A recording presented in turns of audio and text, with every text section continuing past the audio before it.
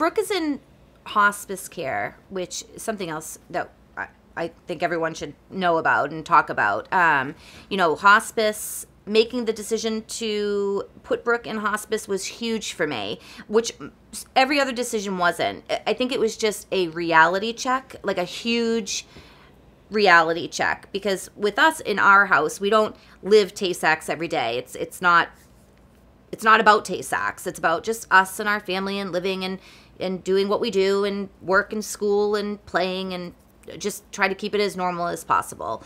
And so when it came to making the decision to get hospice involved, it was just a real reality check. Like, okay, this is real. She really is dying. We need help, and we're going to get them involved. So once we got hospice involved, everything became much more streamlined.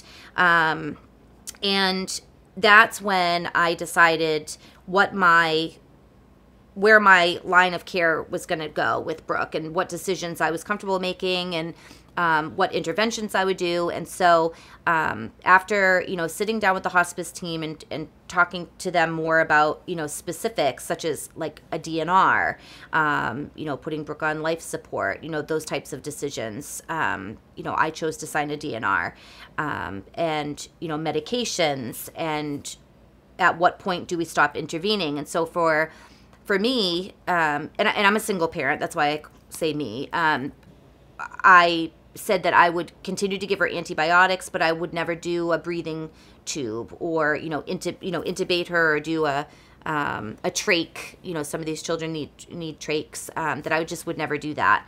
And that I would just take every measure to keep her as comfortable as possible. And give her the best quality of life that we could while she was still going to be with us. I think hope changes over time. I think all of these many experiences sort of change over time. That what you hope for at the beginning when you get the diagnosis is that people will be able to fix this and make it better, and often there's a hope for a cure. Now, sometimes right from the beginning that perhaps is not a realistic hope. Doesn't mean you don't still hold it. And that sometimes, as it becomes clearer that cure is not going to be what happens, that you hope for this to be peaceful, or you hope for it to be without a lot of pain, or that you hope for it to be in a particular place, or you want certain people around. That hope changes. It doesn't mean that you're giving up. Perhaps you are letting go of certain kinds of hope about what you thought it would be at the beginning, and now what you would like is something different, and you hope for those kinds of things. I think when you're in treatment, it's like you're walking this line of survival, life and death, every minute of every day, and you're fighting it, right? You're in a fight. I mean, people use that analogy a lot with cancer, especially. We have to fight it, and I subscribe to that to some extent. Once you make that decision to not treat it anymore, that fight is over, and that whole thought process vanishes. I spent hours, days of my life doing research, and, you're a part in treatment. For me, in Kai's treatment, it was such an active process for us. It was not, this is the protocol and this is what you do. It was such an active process that I was heavily involved in every step of the decision making. And once you decide to stop, all of that goes away. And it shifts to this other decision making, but first it goes away. And for me, that was really scary. It was really scary to let go of that control in some way. Not that I felt like I had control in treatment, but it was an active process. And now it shifted to this feeling of, well, now I'm just waiting for him to die. And that's a completely different thing.